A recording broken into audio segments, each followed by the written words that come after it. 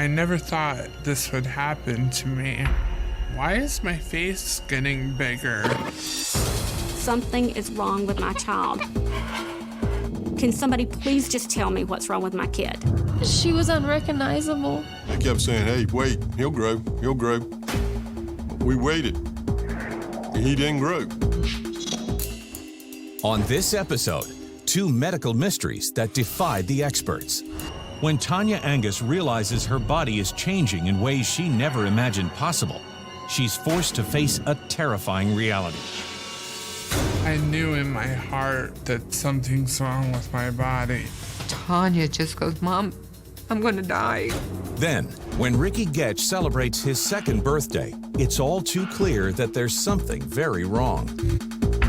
He weighs only 18 pounds and can fit inside a shoebox. I always knew I was different than everybody else. My biggest worry was that we would find out what it was, but we would just find out too late.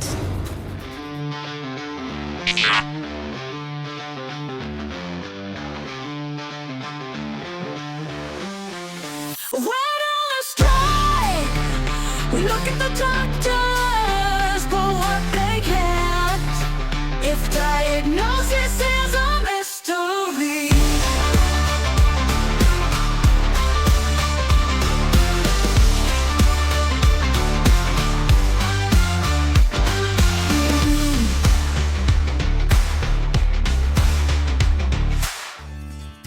In the summer of 1996, life was full of exciting possibilities for 18-year-old Tanya Angus. I was pretty much a normal kid.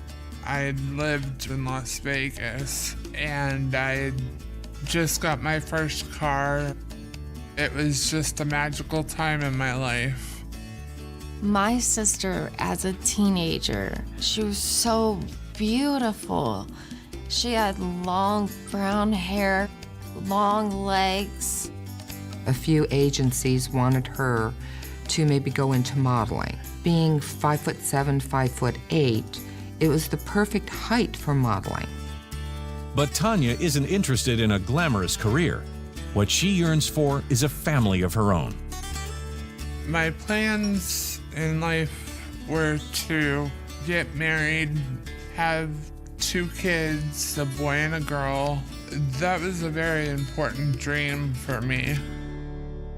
Life is seemingly perfect for Tanya, until one hot summer night when she's suddenly hit by an excruciating pain.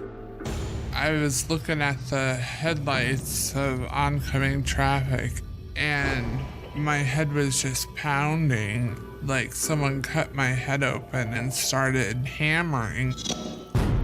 The pain is so intense, Tanya has no choice but to pull over. But almost as soon as she stops the car, a disturbing new symptom emerges. I just hear crackling in my head. It sounded like crunching, and it finally, as fast as it came, it went away. Unnerved by the experience, Tanya tells her mother, Karen, who insists she check in with their physician. The family doctor said that it could be from stress, and it's probably just migraines. Sounds do tend to amplify in the ears with migraines, and they gave her pain medication. Over time, Tanya learns to manage the agonizing headaches that take on a life of their own. It was migraines about once a month. You would see the strain on her face. And I'm like, honey, you're really hurting. She says, well, I guess, some people have one problem or another. She says, I guess I get headaches. Then, just before celebrating her 19th birthday, something happens that makes Tanya completely forget about her health problems. I had met a guy. It was like a connection right off the bat. We would sit there and talk all night. During the next 6 months, the couple grows closer and closer and decides to make a life together in his home state of Michigan, 1,800 miles away. I was in love, and I couldn't wait to leave Las Vegas. I was free as a bird. There was snow when I got there. I loved the season change. I fell in love with the atmosphere. She seemed very happy at that point, and I accepted the fact that maybe this is where she really belonged. And I asked her about her headaches, and she says, "Oh, they're not too bad. They seem to be okay. I keep really busy." Tanya is thrilled with her new life. She even finds an unlikely job as a security guard. To her surprise, it suits her. It was like playing cat and mouse. That was fun to me. But as the months go by, she begins to notice that her boyfriend is growing increasingly distant. He said I was gaining weight. He wasn't very happy, and a lot of times, he would just ignore me. It hurt so bad. Then, one fall morning, Tanya notices something truly bizarre. I was looking at my hands. My fingers were wider and longer. My hands had grown so big that my rings were getting so tight on my hand. It was kind of scary. Alarmed, she goes to a local clinic, but the on-call doctor can find nothing wrong. I was like, well, that's weird. And it's not long before another part of Tanya's body begins to mysteriously change. My feet were just growing like crazy. I was a girl size 9. When I went to the shoe store, I had measured my feet. She says, "Mom, you and I used to wear the same shoe size." She says, "I'm in an 11. I was stunned. I mean, how on earth can this be possible? I had to buy a pair of men's shoes. My boyfriend was like, "Why did you buy men's shoes?" I was like, "Because that's all I'll fit in." And he's like, "You look like a guy." I said, "Am I still pretty to you?" He goes, "You've changed a lot." He didn't seem to like me anymore. When I looked in the mirror, I just saw the same old me. It wasn't any different. I just couldn't understand how all of this could happen. Over the next month, her boyfriend grows increasingly detached, and finally, he breaks off the relationship. I felt like my heart was being ripped out of my chest. I had always wanted to get married, and I'm kind of scared that nobody's gonna want me because people were uncomfortable with the way I looked.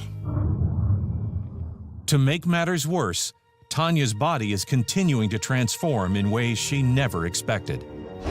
My legs were getting longer, and my arms and hands were getting longer. I started having to get bigger clothes. It would fit for maybe 2 months, and then I'd grow out of it. Tanya thought she had stopped growing years before. Alarmed, she decides to check in with a new doctor. She was just like, "You're probably just growing." And she did the measuring tape. They're like 5 feet 11 inches. Amazingly, Tanya has shot up 3 inches over the past year. But the doctor assures her that it's not unheard of for some girls to experience growth spurts past their teens. How could I have grown so much? It was so bizarre. I got a bad feeling. I can't understand this. I says, "Tanya, I'm begging you, please come home." I knew something was wrong. If diagnosis is a mystery, In the spring of 1986, Yvette Qualls was finishing a degree in social work at a college in Tallahassee, Florida. While she spent most of her free time in church, she never expected to find romance there. When we first met, I was 20 and Charlie was 25. The thing that really attracted me to her to start with was she just radiated the personality that I was looking for. We dated for 2 weeks and then got engaged. I was always considered the most level-headed person. For me to only spend 2 weeks with someone and then get engaged, that was just a little off character. But I just loved the way he thought about the world and the way he treated other people. We got married on January the 24th, 1987. 2 years later, the Getches are ready to think about becoming parents. Charlie and I had started trying to conceive. We tried for over a year with no success. The next plan of action was that we go on a low dosage of fertility drugs. Everybody was asking us, well, when are you going to have a baby? When are you going to have a baby? Emotionally, it was really hard because I was really scared that it might not happen. But just as Yvette begins to accept that she may not have a child of her own, she receives some thrilling news. I went into the doctor's office and found out I was pregnant. I was really excited to know that we were pregnant because of the difficulty we'd been through to have the baby. On October 16th, 1992, Yvette goes into labor, and after 16 long hours, she and Charles welcome their son into the world. We decided to name our baby Charles Frederick Getch Jr. after Charlie, and we decided to call him Ricky. There's nothing compared to holding your own son or own daughter in your own arms for the first time. I adjusted to the routine of being a new mom, I think pretty well, except for the lack of sleep. The best thing I liked about being a father is being able to have him with me, we relaxing in front of the TV and both taking a nap. And if he moved, I was wide awake in a heartbeat. But it's not long before the new parents notice something unusual about their son. Ricky didn't feed very well initially. He had trouble latching on. I was nursing him every 2 to 3 hours. The problem was that he didn't take a lot at one time. So I was really concerned. Worried that her son isn't getting enough to eat, Yvette makes an appointment with Ricky's pediatrician. However, the doctor is confident that nothing is wrong. And he said, he seems to be pretty healthy. The doctor recommended that we just continue to feed him. I said, well, but he's really smaller than all the other babies that I have seen. He just kept telling us that, you know, he seemed healthy other than he was small. But Ricky's sluggish appetite persists, and by the time he's 3 weeks old, the infant has gained only a few ounces. He's hardly bigger than an average newborn. I could put his head in my hand and his feet would not even touch my elbow. Still, at 2 months, he was still fitting in my arm, and that concerned me. The doctors kept telling her to just wait, that he'd start growing. With each passing week, the young parents begin to accept that their son may simply be petite. But one December evening, when Ricky is 2 months old, a frightening incident makes them reconsider everything. I went back to the bassinet to check on him, and when I got back there, he was making kind of weird gurgling sounds. There was mucus all over the place coming out of his nose, and that scared us, you know, being new parents. He was struggling to breathe, and so we knew it was an emergency. I think my biggest fear at that point in time was that Ricky might actually just stop breathing. Immediately, we grabbed Ricky and got in the car. And I probably broke a few speed limits getting there, but he's my son, my newborn son. I had to get him to the hospital so he could get the proper care. He sounded awful. We were just scared that he was struggling to breathe. I thought that we were going to end up in the hospital with a really, really sick baby. When we finally got to the ER, they took him back, gave him a breathing treatment. And the doctor told us that he had bronchiolitis. Bronchiolitis is a common condition characterized by severe inflammation and mucus buildup in the lungs. The treatment for that would be antibiotics. The doctor felt really comfortable that he was breathing fine and that if we went home with the medicine that he would be okay. Ricky did fairly well for about 4 to 5 weeks before he had another episode of a respiratory infection. When we took Ricky back to the doctor, he was just like, well, you know, some kids get repeated respiratory infections. So the doctor didn't seem alarmed at all. In fact, over the next 8 months, Ricky is hit by a bronchial infection again and again. Ricky would get sick every 3 weeks. Instead of a kid getting older and getting better, what we saw was a child who seemed to be getting sick more and more and more often.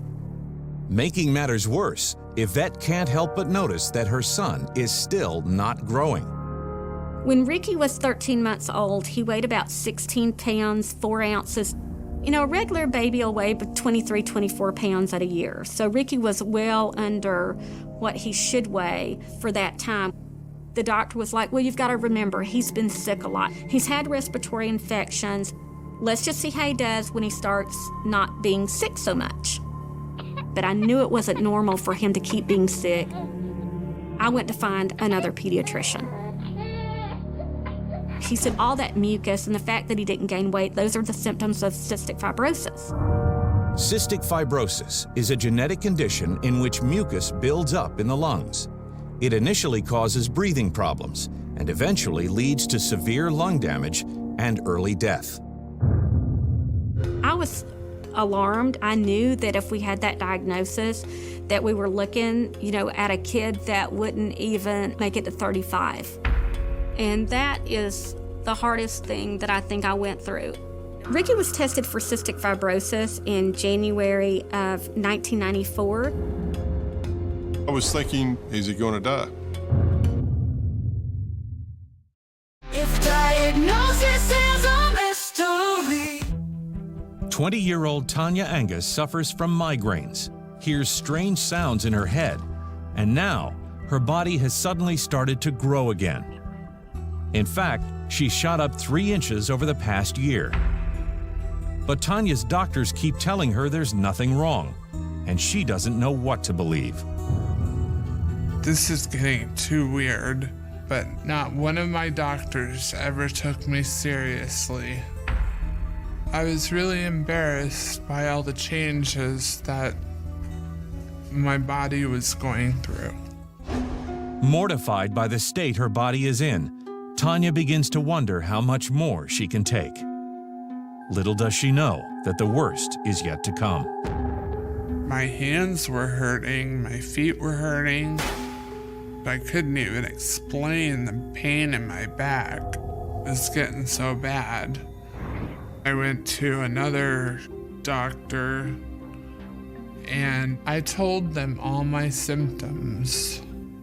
I go, I'm taller than I was before, I can feel it. I have these killer migraines. I said, and my back is hurting. I'm just having all over pain. But once again, yet another doctor assures Tanya that she has no medical problem. All the time, my doctors kept saying, there's nothing wrong with you. But I knew in my heart that something's wrong with my body. She sounded very depressed, and my heart was breaking.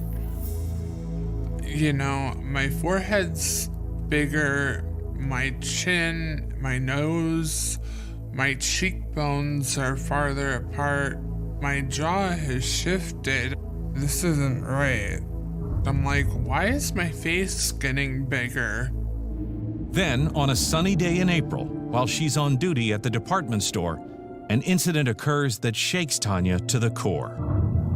This little girl was yanking on her mom's dress. Mommy, is that a boy or a girl? Everyone turned around and looked. Felt like I wanted to hide and I wanted to put my head in the trash bin so nobody could see me. I was absolutely mortified. I couldn't handle it anymore. I just wanted to go home where there would be people who loved me.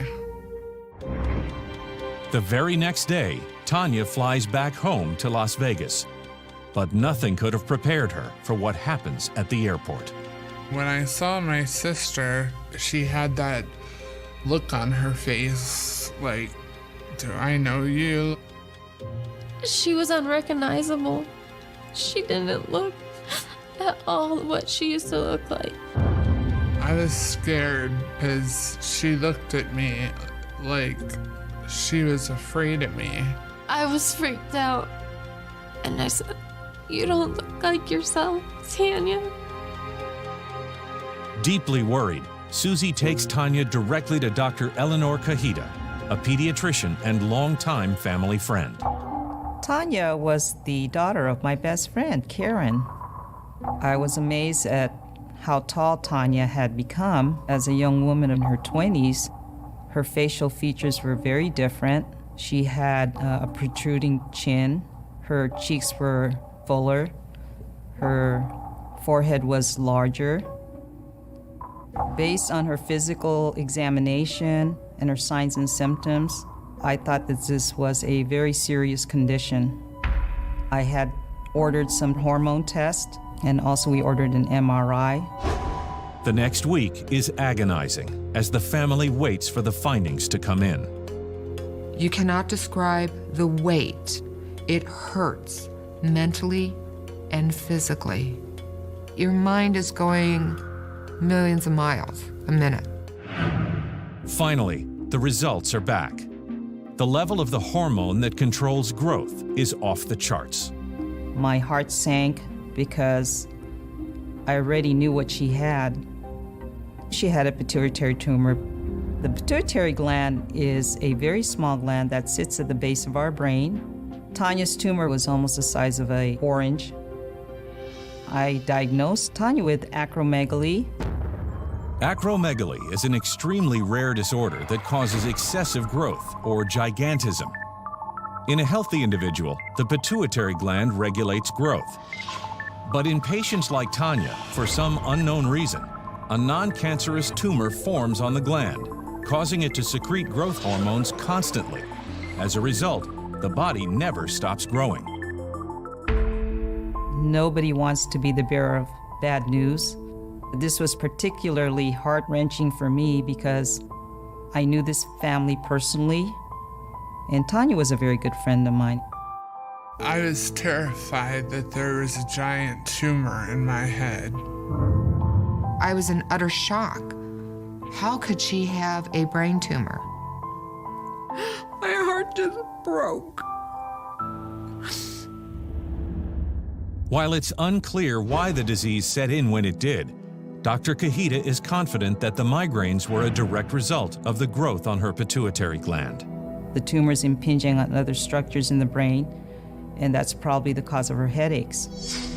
And as the tumor grew, it pressed on the surrounding auditory nerves, causing the mysterious crunching sounds that Tanya heard. Eventually, the tumor got so big, it caused the pituitary gland to malfunction completely. As a result, it continuously secreted growth hormones. Your bones, your tissues and cartilage and tendons keep on growing because the growth hormone is dictating to those organs and cells to keep on growing. I was scared. I used to have this nightmare that I would grow taller than the Eiffel Tower. As the family begins to finally understand Tanya's condition, they must face another harsh reality. I think the worst case scenario for Tanya would ultimately be death because of the enlarged pituitary that would impinge on the cerebellum, which controls breathing. She would go into cardiorespiratory arrest. She could die at any moment. You just can't, you don't want to think about that. Dr. Cajita assures the family that surgery may help reduce some of Tanya's symptoms. Dr. Cajita said that they'll get the tumor out, they will get her on medication. But the operation is extremely risky. The tumor is wrapped around Tanya's carotid artery, which supplies blood to her brain. If the carotid artery is damaged, the patient would die. It takes Dr. Kahita 2.5 months to find a neurosurgeon willing to perform the risky procedure. Finally, in July of 2002, Tanya is wheeled into surgery. She was scared. She was petrified at the thought of surgery. He did what they call a craniotomy, where they take the top of the head and open it up. He spent over 13 hours in her brain. When the doctor came out, he says, "I had never seen one that has taken over the brain so severely." Tanya's tumor is in every nook and cranny in her brain, around arteries, around nerves. It is totally impossible to remove every little piece. Even more devastating, the remaining bits of tumor will continue to grow. And I just looked at him like, it didn't cure her? Tanya just goes, "Mom, I'm gonna die." I says, "No, you're not. I promise you won't." If diagnosis is a mystery. Since the day their son Ricky was born, Yvette and Charles Getch have suspected that there's something wrong with him. At just under 2, Ricky Getch is the size of a child half his age and is plagued by constant respiratory infections. The family's pediatrician is confident that he's suffering from cystic fibrosis, a potentially life-threatening condition. As a mom, waiting for results from tests are excruciating. To think that I could actually lose him, that we would only have that short amount of time, those kinds of fears for me were really hard. But after 48 hours, the doctor has some welcome news. The test came back, he did not have cystic fibrosis. For me, that was like, thank God it's not cystic fibrosis. I know something's wrong with him, but it's not that. When Ricky turned 2 in October of 1994, Ricky weighed 18 pounds. 2-year-olds weigh anywhere from 28 to 40 pounds. So already Ricky was weighing 10 pounds less than the smaller kids his age. I always knew I was different than everybody else because everybody was taller than me. Everybody always had a little bit more like muscle or fat on them, and I was just like skin and bones. The problem was that Ricky only literally ate 3 to 4 bites of something and he was done. So I knew he wasn't getting enough calories. It was a very constant battle, and we'd try to get him to eat more and he'd start screaming. When I was younger, sometimes I wouldn't eat as much because I'd get full really fast. I didn't get hungry, so I just wouldn't eat that much. It was just hard as a mom knowing that you need your child to eat, and he just really wasn't hungry. Ricky didn't ask for food. I just knew in my gut. I knew that there was something wrong. The scary part was the unknown. Didn't know what was causing it, and that's what really worried me. At the end of her rope, Yvette takes Ricky back to his pediatrician and demands an explanation. The doctor said he has been a really sick kid, and we're gonna label him as failure to thrive. Failure to thrive is a catch-all term for children who aren't gaining weight at a normal rate. I was just thinking, so you're gonna sit here and tell me that I have a 19-pound, 2.5-year-old, and that I'm just supposed to think that everything's okay. Desperate for answers, Yvette goes from specialist to specialist, but no one can explain why Ricky isn't growing. I was going on into 2 years, over 2 years, into a search of what was going on with my child. I'd taken Ricky to so many doctors. Ricky had had so many tests, and I'm sitting here going, something is wrong with my child. Can somebody please just tell me what's wrong with my kid? They kept saying, "Hey, wait, he'll grow, he'll grow." We waited. He didn't grow. As time ticked on, my biggest worry was that we would find out what it was, but we would just find out too late. As kindergarten approaches, Yvette and Charles are heartsick, knowing that in school, Ricky will be different because of his tiny size. I knew that if Ricky didn't start growing, people would laugh at him, pick on him, and call him names. In kindergarten, sometimes I'd have to have help getting into the seats because they were too high. I had this really bad bully. He'd pick on me, call me midget, all this stuff. I always felt like I was kind of like different than everybody. For the most part, that was the most frustrating thing about being smaller. At 5 years old, he's still in baby clothes, basically. It's heartbreaking. I knew there was something wrong all along, but to see him was heartbreaking. There was no doubt in my mind that there had to be something that was going on that people were just missing. So I went out on a search, and my search led me to Dr. Parks. I first saw Ricky when he was 6.5 years old. His mom brought him for another opinion about the reasons for his failure to gain weight and to grow in height. Dr. Parks looked at Ricky's charts, he looked at Ricky's history, and it was almost like for the first time, I had a doctor who treated me as a partner in trying to find out what was going on with my kid. Dr. Parks immediately notices something Yvette and Charles have always overlooked: the particular configuration of the features on Ricky's face. Ricky had a normal-sized head and a small chin. At 6.5, he was about the size of a 3-year-old, but he was unusually thin. I concluded that Ricky had Russell-Silver syndrome.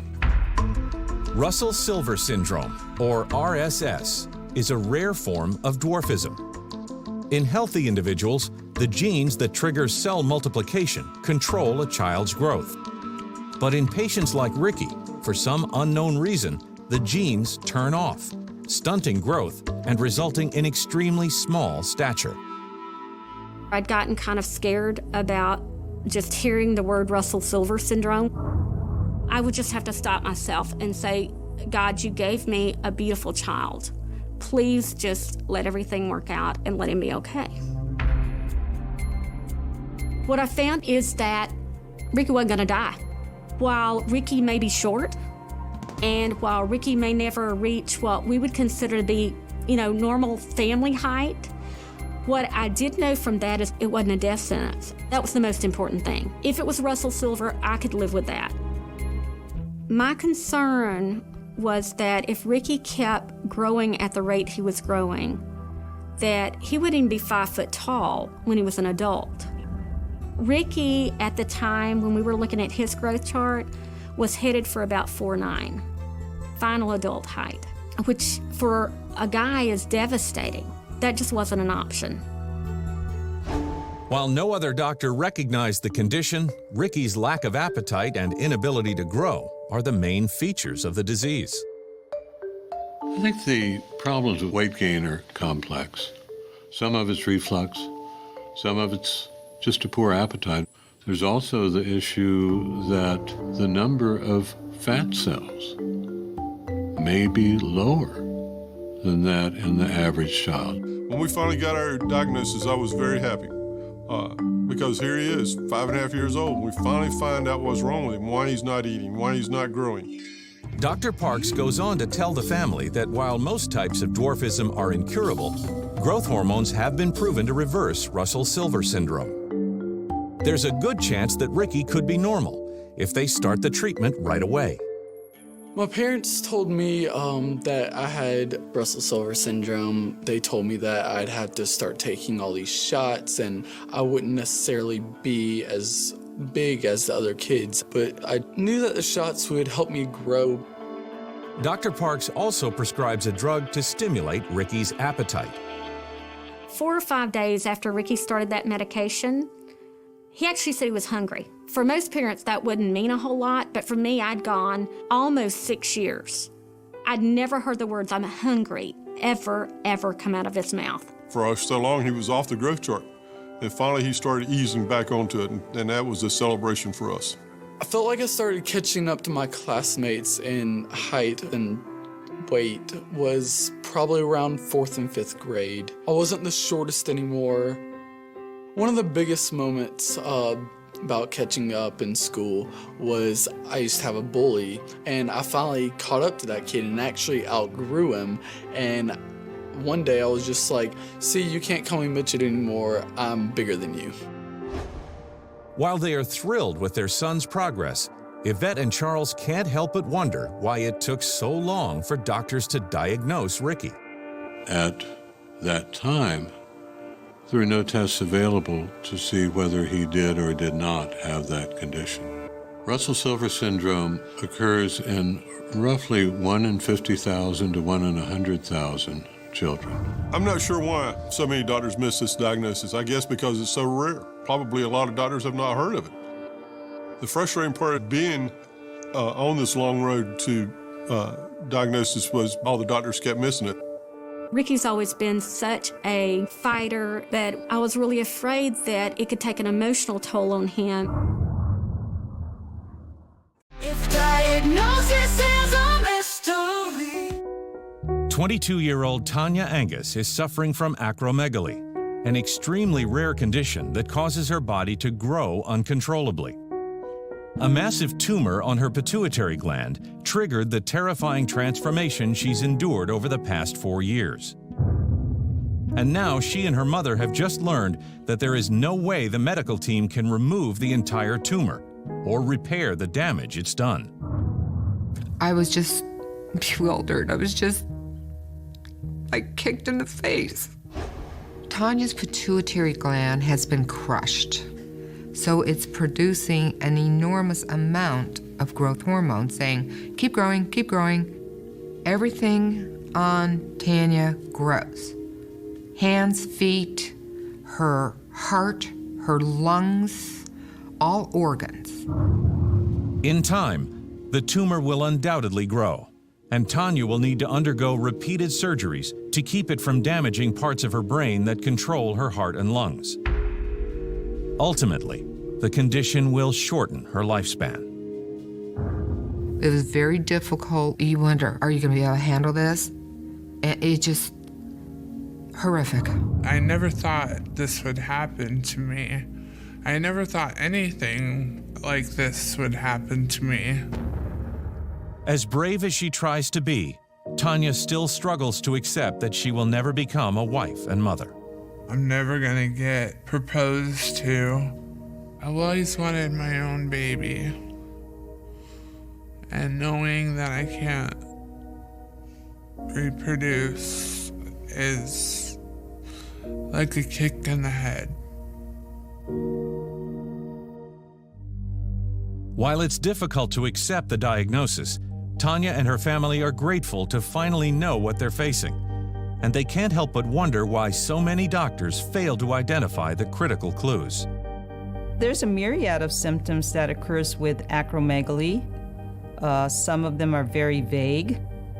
It might be difficult for any physician to diagnose Tanya had they not been familiar with her before she had signs and symptoms. It's a rare condition. We don't generally see it. I think if she had been diagnosed earlier, that we could have caught it and maybe controlled it. Today, 10 years after her diagnosis, Tanya lives with her sister Susie. Despite her determination to have a normal life, Tanya is constantly reminded that her body is continually changing. When I look in the mirror today, I see a frightened little girl who grew up into a giant. Tanya is 6'11". She weighs 371 pounds. You walk in and everybody looks at Tanya. The staring and whispering is a little rough to take. It's become a part of my life and I'm kind of used to it now, but it's uncomfortable. People need to realize there's a person sitting in this chair. Fortunately for Tanya, those closest to her are able to see beyond her outward appearance. I'm a very proud mother. She's very, very determined to be normal as possible. She loves life. And she's not going to give up. Tanya's been an amazing patient. She has gone through so much. She has a perseverance. I don't want anybody to go through anything that I've gone through.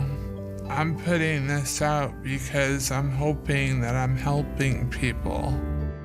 Remarkably, Tanya has learned to stay optimistic in the face of truly frightening odds. She's fighting tooth and nail, and she wants to live. I'm gonna be here as long as I can. I intend to stick around for a long time. If diagnosis is a mystery. When Ricky Getch was 6.5 years old, he was diagnosed with Russell Silver syndrome, an extremely rare type of dwarfism that can be treated with growth hormones. My hopes for getting Ricky treatment was that Ricky would get to be 5'4". That was my dream goal. 5'4" is normal height range in my eyes for a guy. It's a little bit short, but it works. Today, Ricky has made a full recovery and is enjoying his senior year of high school to the fullest. Ricky is 5'9". Never thought I'd see that day when he hit 5'9". Really, never thought I'd see that day. Now I'm 18. I love just hanging out with friends, going outside, throwing the frisbee around, just anything a normal teenager would like to do. It's great to see him come from what he was at 5.5 years old, weighing 25 pounds, to 18 years old and being 5'9". It is great. It's an answer to prayer. I think it's helpful for other kids with RSS to meet me, hear my story and all that, because they can see someone that has RSS just like them and know that they're not out of luck. They look up to me and they can see that they won't always be the small kid at school. We've been extremely blessed. I mean, I feel like we've had so many miracles. Ricky's happy, he's healthy, he's got a great self-esteem, and he's turned out to be just an awesome young man. And as a mom, what more could you ask for? We'll be there. We'll support him all the way in everything he does. We've done that ever since he started this journey, and we'll be with him the whole time. My parents never gave up. They kept fighting for an answer, pushing for an answer, kept going to all these doctors to see why I was so small. If they hadn't have kept pushing, I would not be as tall as I am. I like to thank my parents for never giving up on me and finding an answer.